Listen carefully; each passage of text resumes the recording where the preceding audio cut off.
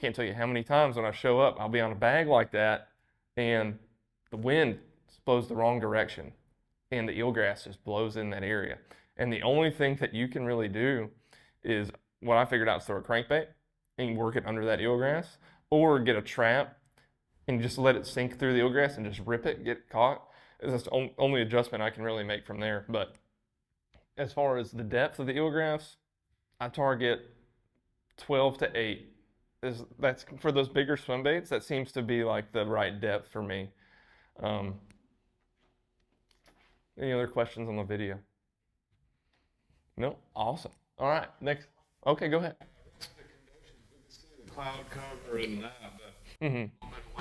Yep, so it actually started the day. It's really interesting. The day changed. And I noticed all these little details when I fished. We got out there, it was flat, calm, and a little foggy. There was not a breath of wind on the lake, and the fish weren't biting at all. And all of a sudden, the wind picked up to about 5 to 8 miles an hour. And once we got that little bit of chop on the lake, we started getting bit. And with swim baits, diffraction is a huge deal. So when you're looking up at a bait, right? So this is why sun and clouds are all a big thing. So I'm a bass. I'm looking up at a swim bait. If it's really clear, I can see that clear as day. Now, picture a lot of ripples behind this, right? Constantly. It breaks up the outline of the swim bait. So the rule of thumb is the calmer the conditions, the smaller the swim bait. And the rougher the conditions, the bigger the swim bait. I really learned this when I started fishing bull shads on Guntersville. I'll be throwing a 5-inch jointed swim bait. You should know this 5 inches is the standard for me. And you reel it kind of quick just under the surface.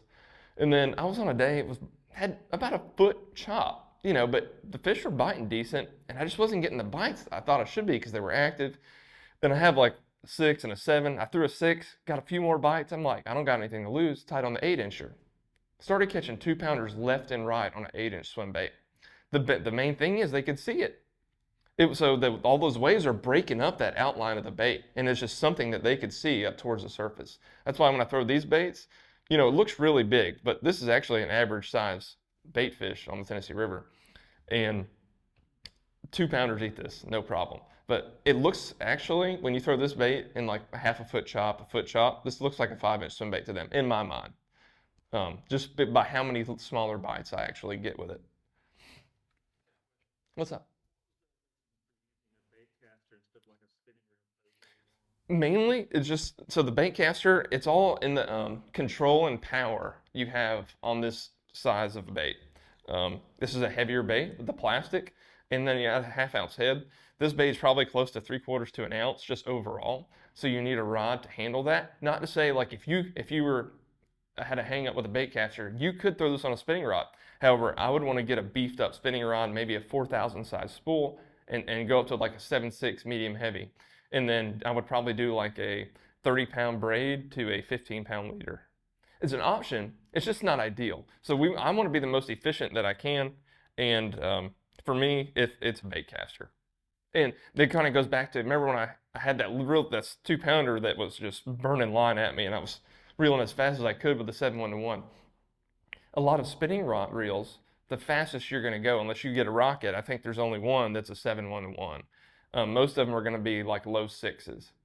So, and then to kind of compensate for that, you would have to go to maybe like a 7-8 or longer, because you can compensate for reel speed with rod length, because you can take up line with the length of the rod. Does that make sense?